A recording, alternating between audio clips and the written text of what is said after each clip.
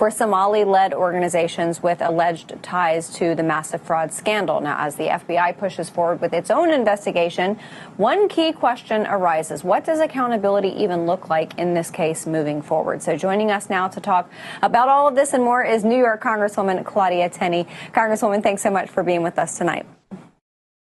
Great to be on with you, too. What a crazy time we're seeing here, aren't we?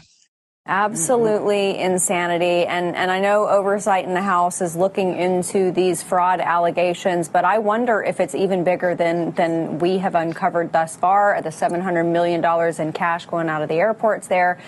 I have a feeling we are still just scratching the surface. Yeah, it looks really bad, and obviously very alarming to see that this U.S. cash has been legally going through our airports. And of course, there is a requirement of reporting if you're going to carry more than $10,000.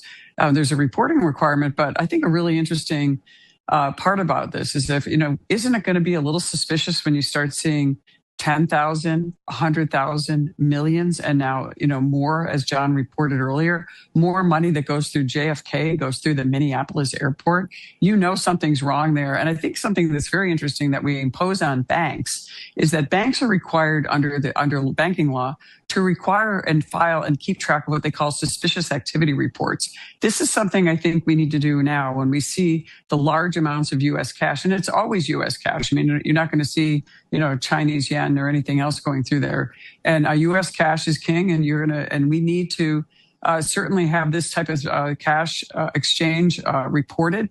It's interesting because you see all this illegal immigration we've had over this time. And by the way, most of those Somalis that are in Minnesota probably came through a refugee program, and probably many of them are already legal American citizens. So suspicious activity reports, some kind of accounting for cash, I think would really be helpful. I'm looking at ways that we might be able to do this so that we could actually look at what's going on.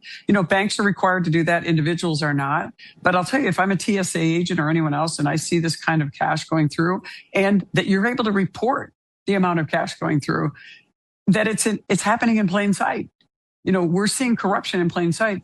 Most of the remittances that go back often go to these foreign countries, and there's substantial portions of their economy, whether it's Guatemala and Mexico and other countries. Their own workers are sending that money back. But this is at a level that is just unprecedented. And I really think we need to look into a way to track that and to actually show that we can hold them accountable, and that type of suspicious activity leads to fraud, arrest, and what we're seeing unfold every day in Minnesota, which seems to get worse by the day. Mm-hmm. Yeah, no doubt about it. I want to ask about the two most common way illegal aliens, also legal aliens, by the way, legal residents of the United States, but move money out of the country, remittance payment centers, and of course these cash couriers like the ones that we're working out of the Minneapolis airport. Is there any thought in Congress to requiring that a remittance payment business or a cash courier ascertain and make sure that before they move money, the person that they're moving money from out of the United States is a lawful resident or citizen?